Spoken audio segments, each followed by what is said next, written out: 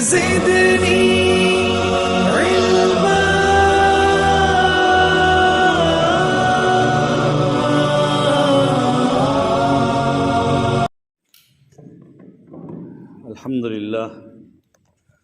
الحمد للہ رب العالمین والعاقبۃ للمتقین والصلاة والسلام علی سید الانبیاء والمرسلین وعلی آلہ وصحبہ ومن دعا بدعوتہم الی یوم الدین، اما بعد فاعوذ باللہ من الشیطان الرجیم، بسم اللہ الرحمن الرحیم۔ ویل للمطففین الذین اذا اکتالوا علی الناس یستوفون وَإِذَا كَالُوهُمْ أَوْ وَزَنُوهُمْ يُخْسِرُونَ أَلَا يَظُنُّ أُولَئِكَ أَنَّهُمْ مَبْعُوثُونَ لِيَوْمٍ عَظِيمٍ يَوْمَ يَقُومُ النَّاسُ لِرَبِّ الْعَالَمِينَ۔ وعن يحيى بن سعيد أن عمر بن الخطاب انصرف من صلاة العصر فلقي رجلا لم يشهد العصر فقال عمر ما حبسك عن صلاة العصر؟ فذكر له الرجل عذرا فقال عمر تففت، رواہ مالک۔ بزرگان محترم، عزیز و دوستو، قرآن کریم کی کچھ آیتیں اور ایک حدیث پاک آپ کے سامنے تلاوت فرمائی۔ ان آیات میں قرآن کریم میں انسانیت کی بہت بڑے گناہ اور معصیت کی طرف اشارہ کیا گیا ہے اور اس سے بچنے کا حکم دیا گیا ہے۔ اسی کو قرآن پاک میں جو ویل للمطففین ہے، سورہ ہود میں بھی اسی کو بیان کیا، سورہ شعراء میں بھی بہت سی جگہوں پر اس کو بیان کیا گیا۔ یہ معصیت کیا ہے؟ لین دین میں، خرید و فروخت میں، ہم تاجر لوگ ہوتے ہیں، خرید و فروخت جو کرتے ہیں اس میں ناپ تول میں کمی کرنا،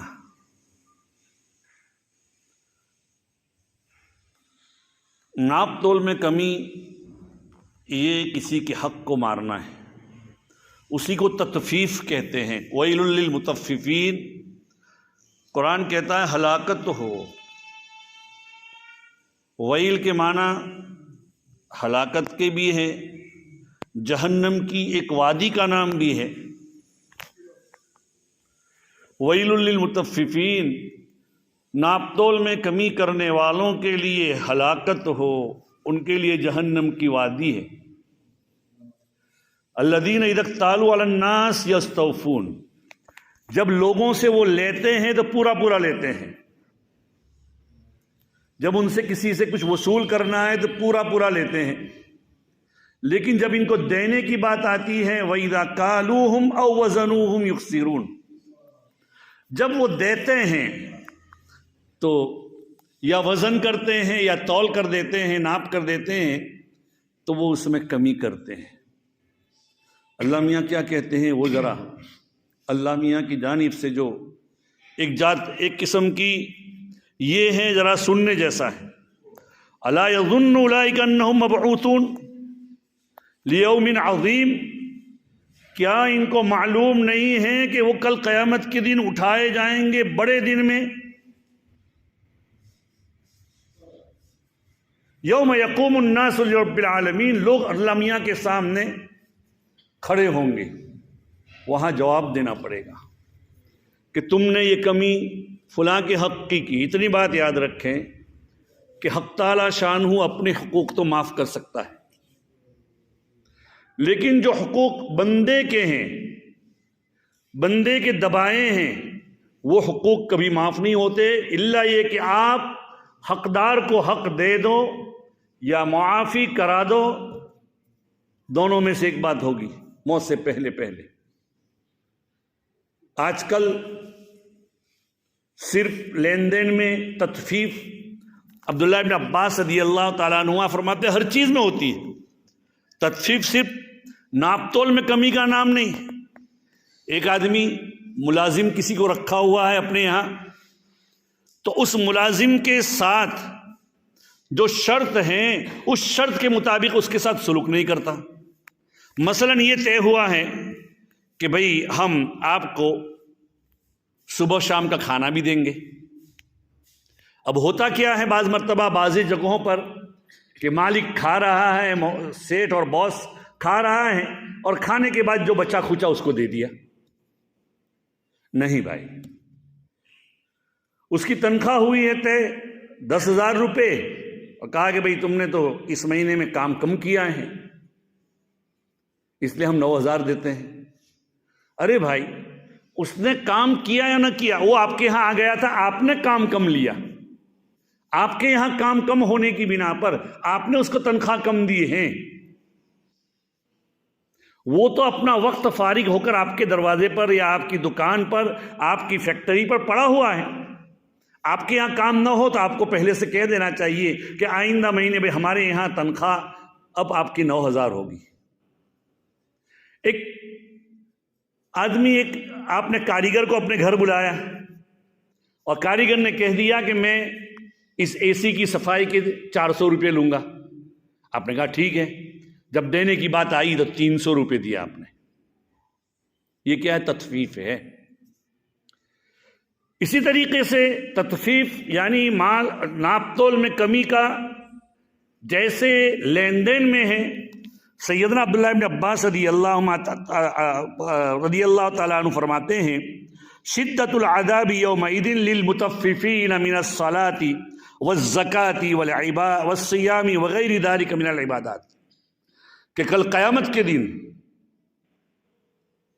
عذاب کی شدت ان لوگوں کو بھی ہوگی جو نماز، روزے، زکوٰۃ اور دوسری عبادات میں کمی کرتے ہیں۔ مثلا ہمارے اوپر فرض نماز بھی ہے، اور فرض نماز جماعت کے ساتھ پڑھنا ہے۔ میں نے آپ کے سامنے جو تلاوت کی حدیث پاک، حضرت عمر رضی اللہ تعالیٰ عنہ کو یحییٰ ابن سعید فرماتے ہیں کہ حضرت عمر ابن خطاب رضی اللہ تعالیٰ عنہ کو ایک آدمی ملا عصر کے بعد جو عصر کی نماز میں شریک نہیں تھا۔ تو حضرت عمر نے پوچھا کیا بات ہے بھائی، کیوں نماز میں جلدی تم جماعت سے شریک نہیں ہوئے تھے؟ تو اس آدمی نے کوئی عذر پیش کیا۔ حضرت عمر نے فرمایا لقد طففت، تمہارے اوپر جو ذمہ داری تھی اس میں تم نے کوتاہی کی، یہ اللہ میاں کا حق مارا ہے کہ جماعت کے ساتھ نماز پڑھنا تھا لیکن تم جماعت میں شریک نہیں ہوئی۔ بھئی جماعت میں وہ لوگ نہیں شریک ہوں گے جو معذورین ہیں۔ قرآن پاک میں ان کی ایک مکمل فہرست ہے کہ جو لوگ معذورین ہیں وہ تو ٹھیک ہے جماعت میں شریک نہیں ہوتے، لیکن جو لوگ غیر معذور ہیں ان کے لیے کوئی اللہ میاں کے یہاں، یہ بھی عبادات میں بھی تطفیف ہے۔ اسی طریقے سے مثلا باپ کا انتقال ہو گیا، بڑا بیٹا یا کوئی سا بھی بیٹا جو مال کے اوپر قابض ہے، وہ مال کو اپنے اعتبار سے خرچ کرتا ہے اور دوسرے ورثاء کا حق نہیں دیتا، یہ بھی تطفیف ہے۔ کل قیامت کے دن حق تعالی شانہ کے سامنے کھڑا ہونا ہے، اس وقت کیا جواب ہوگا؟ قرآن کہتا ہے، میں نہیں کہتا، یوم یقوم الناس لرب العالمین۔ قرآن کریم میں ایک قوم ہے جن کا تذکرہ ہے، قوم شعیب۔ قوم شعیب کو حضرت شعیب علیہ السلام نے اپنی قوم کو ڈرایا۔ ان کی عادت یہ تھی، ان کو کفر و شرک بھی اختیار کیے ہوئے تھے اور ناپ تول میں کمی کرتے تھے، اور بس سب سے بڑا گناہ ان کا یہ بھی تھا کہ اگر کوئی مسافر مل جاتا اس کو لوٹ لیتے تھے۔ قرآن کریم میں اس کا تذکرہ ہے 12ویں پارے میں، وَإِلَىٰ مَدْيَنَ أَخَاهُمْ شُعَيْبًا قَالَ يَا قَوْمِ اعْبُدُوا اللَّهَ مَا لَكُم مِّنْ إِلَٰهٍ غَيْرُهُ۔ آگے کہتے ہیں وَلَا تَنْقُصُوا الْمِكْيَالَ وَالْمِيزَانَ، کہ ناپ تول میں کمی مت کرو۔ ان کو شدت سے روکا گیا۔ آگے یہ پورا کے پورا بہت لمبا رکوع ہے، انہی کے بارے میں آیا ہے۔ حضرت شعیب کو انہوں نے کہا کہ بھائی ہمارے باپ دادا جو کرتے تھے، تمہاری نماز اور تمہاری عبادت کی وجہ سے ہمارے باپ دادا کو جو دھندا تھا اس کو ہم کیا چھوڑ دیں گے؟ الصلاۃ تأمرک ان نترک ما یعبد آباؤنا او ان نفعل ما نشاء او ان نفعل ما، اس طریقے سے کہا کہ آپ کی نماز اس طریقے سے روکتی ہے سورہ شعراء میں انہی کے بارے میں آگے ہیں کذب اصحاب الایکۃ المرسلین. قوم شعیب نے، حضرت شعیب علیہ السلام نے ان کو دعوت دی اور کہا کہ اللہ سے ڈرو. اذ قال لهم شعیب الا تتقون انی لکم رسول امین، میں تمہارے پاس اللہ میاں کا رسول ہوں، امانت دار ہوں، اور تم سے کوئی اجرت نہیں چاہتا. اللہ میاں مجھے اجرت دے گی، اللہ میاں اس کا بدلہ مجھے دیں گی، مجھے تم سے کوئی بدلہ نہیں چاہیے. قوم نے کیا جواب دیا؟ ان نظنک لمن الکاذبین، ہم تو تم کو جھوٹا پا رہے، تم جھوٹے ہو. ایک نبی کو کہہ رہے ہیں جھوٹا. اور اگر آپ سچے ہیں اللہ سے کہہ دیجئے کہ ہمارے اوپر کیا ہے، عذاب نازل کرے. فاسقط علینا کسفا من السماء، آسمان سے اللہ تعالیٰ آسمان کے ٹکڑے ہمارے پر برسا دے، عذاب بھیج دیں اگر آپ سچے ہیں. ان کنت من الصادقین. اس طریقے سے قوم شعیب نے ان کا مقابلہ کیا. ہوا کیا؟ ہوا یہ کہ 3 دن تک بہت سخت گرمی ہوئی، زمین بھی گرم، آپ آسمان سے بھی گرم، ہوائیں بھی گرم، اور بالکل اگر ہوا ہے تو اگر نہیں ہے تو حبس اتنا، لوگ پریشان ہو گئے، پسینے سے شرابور ہو گئے. 3 دن کے بعد انہوں نے دیکھا کہ شہر کے باہر یا کہیں ایک بادل آ رہا ہے اور اس میں سے ٹھنڈی ہوا آ رہی ہے. ظاہر بات ہے کئی دنوں سے 3 دن سے پریشان تھے، سب کے سب وہاں چلے گئے. اللہ میاں کا فیصلہ کچھ اور تھا، اللہ میاں کا فیصلہ کچھ اور. سب کے سب وہاں جمع ہو گئے، ٹھنڈی ہوا آ رہی ہے. اچانک وہ بادل آگ کے انگارے برسانے لگا. اسی کو قرآن کہتا ہے فَكَذَّبُوهُ فَأَخَذَهُمْ عَذَابُ يَوْمِ الظُّلَّةِ. وہ بادل ان کے اوپر سائبان کی طرح تھا، سائبان یعنی چھت کی طرح تھا ایک. انہوں نے نبی کی تکذیب کی، اللہ میاں نے ان کے اوپر جو عذاب کیا تو سائبان والے دن نے ان کو پکڑ لیا. انَّهُ كَانَ عَذَابَ يَوْمٍ عَظِيمٍ، بہت بڑا عذاب تھا. ان فی ذلک لآیہ وما کان اکثرهم مؤمنین وان ربک لہو العزیز الرحیم. عزیزو دوستو، یہ ہے اللہ میاں کی نافرمانی کرنا، ناپ تول میں کمی کرنا، اس کا جو عذاب ہے یہ عذاب ہے.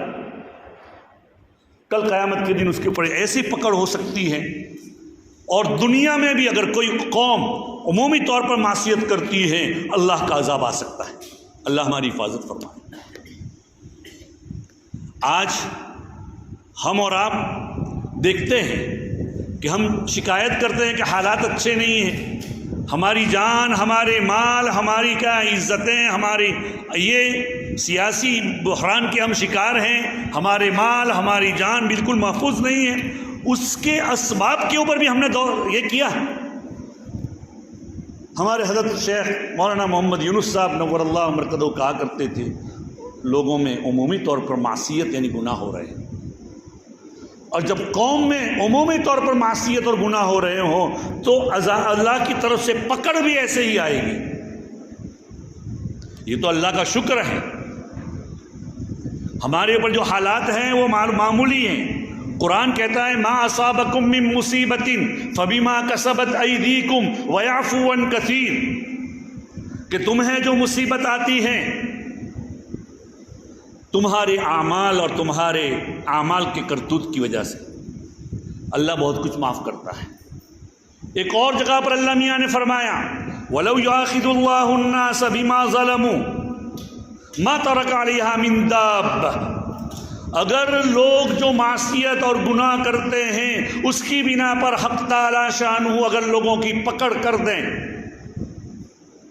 کسی چرند پرندہ جانور کو دنیا میں باقی نہ رکھے، ایسا سخت عذاب آ سکتا ہے.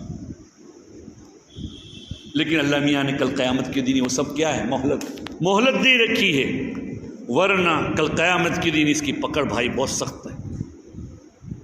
اسی لیے دیکھیے تخفیف جو کی بات چل رہی تھی، ہم لوگ جو بے خرید و فروخت کرتے ہیں اس کے اندر بھی حدیث پاک میں آتا ہے، اللہ کے رسول صلی اللہ علیہ وسلم نے فرمایا من باع عیبا لم یبیعہ، لم يبينه لم يزل في مقت اللہ ولم تزل الملائکۃ تلعنه. جو آدمی بیچتا ہے کوئی چیز جس کے اندر کوئی عیب ہے، عیبدار چیز بیچتا ہے اور سامنے والے کو بیان نہیں کرتا، یہ اللہ میاں کی ناراضگی میں برابر رہے گا، اور ملائکہ یعنی فرشتے اس کے لیے لعنت کی بد دعا کرتے ہیں. اس لیے بھائی اگر ہمارے پاس کوئی چیز ہے، جو تاجر ہیں، جو بیچنے والے ہیں، جو خریدنے والے کو بتا دیں کہ دیکھیے بھائی یہ ہے. ہمارے امام ابو حنیفہ نور اللہ مرقدہ برد مزجاؤ کا واقعہ ہے کہ وہ بہت بڑے کپڑے کے تاجر تھے. ایک مرتبہ ان کے یہاں کپڑے کا ایک تھان اس میں عیب آ گیا، جیسے ہمارے یہاں کپڑوں کے اندر کبھی آنتری آ جاتی ہے، ایسے کوئی عیب آیا ہوگا. تو چونکہ ان کی طرف سے بہت سے لوگ کیا بیچتے تھے، تو اپنے اس خادم سے کہہ دیا کہ بھائی جب یہ تھان بیچو تو اس کو بیان کر دینا کہ اس میں یہ عیب ہے.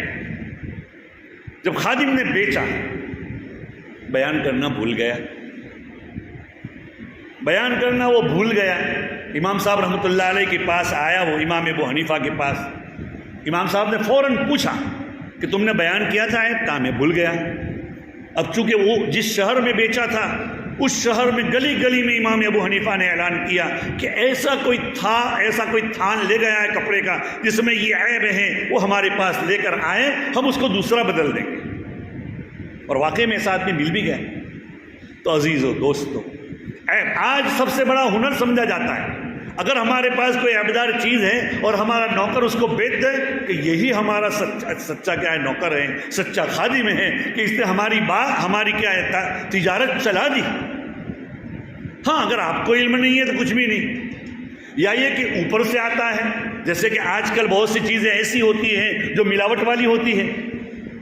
جیسے کہ ہمارے یہاں ہندوستان میں حکومت نے ہی اجازت دے دی ہے کہ تیل میں اتنا فیصد آپ دوسری چیزیں ملا سکتے ہیں. پیٹرول وغیرہ بیچیں تو اس میں اتنی چیزیں اتنا فیصد ملا سکتے ہیں. تو ایسی چیزیں بیان کرنے کی ضرورت نہیں ہے، اس لیے کہ اوپر سے یہ آتا ہے اور لوگوں کو معلوم ہے. لیکن آدمی کو اگر معلوم نہیں ہے، سب کو معلوم نہیں ہے، تو وہ عیب بیان کرنا ضروری ہے. نبی اکرم صلی اللہ علیہ وسلم کے بارے میں آتا ہے، آپ ایک مرتبہ ایک جگہ سے جا رہے تھے. اللہ کے رسول صلی اللہ علیہ وسلم نے دیکھا کہ ایک آدمی گیہوں بیچ رہا ہے اور بڑا ڈھیر ڈالا ہوا ہے گیہوں کا. نبی اکرم صلی اللہ علیہ وسلم نے ہاتھ اندر ڈالا تو اندر سے گیلے نکلے، بھیگے ہوئے. اللہ کے رسول صلی اللہ علیہ وسلم نے فرمایا کہ بھئی کیا بات ہے؟ کہا کہ بارش ہوئی تھی تو اتنے گیہوں بک گئے تھے، میں نے اس میں ملا دیے. اللہ کے رسول صلی اللہ علیہ وسلم نے فرمایا، ترمذی شریف کی روایت میں ہے، افلا جعلتہ فوق الطعام حتی یراہ الناس، ارے آپ اس کو اناج کے گیہوں کے اوپر رکھ دیتے تاکہ لوگ دیکھ لیتے کہ اس میں یہ عیب بھی ہے. پھر نبی اکرم صلی اللہ علیہ وسلم نے فرمایا، من غش فلیس منا، جو لوگوں کو دھوکہ دے وہ ہم میں سے نہیں. رواہ الترمذی. تو عزیزو دوستو، یہ ضروری ہے کہ لوگوں کے سامنے عیوب بیان کر دیں، لوگوں کے سامنے بیان کر.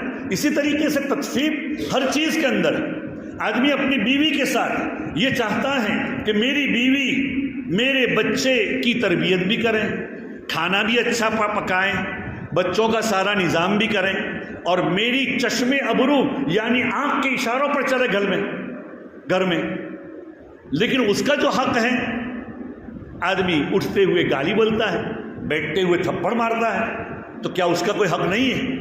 اللہ کے رسول نے تو یہ فرمایا، خیرکم لأہلی وانا خیرکم لأہلی، تم میں سے بہتر وہ ہے جو اپنے اہل و عیال کے ساتھ اچھا سلوک کرے، اور میں بھی اپنی بیویوں کے ساتھ اچھا سلوک کروں. قرآن کہتا ہے عاشروہن بالمعروف، اپنی بیویوں کے ساتھ اچھا سلوک کرو. اس میں کمی کرنا یہ بھی تطفیف ہے، اللہ کے حق میں کوتاہی کرنا ہے، کل قیامت کے دن اس میں کھڑا ہونا اللہ میاں کے ساتھ ہر چیز میں.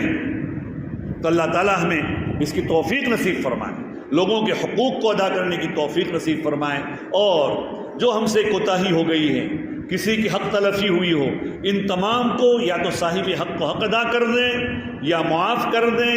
اگر وہ مر چکے ہیں ان کے ورثہ تک پہنچا دیں، یہ ضروری ہے۔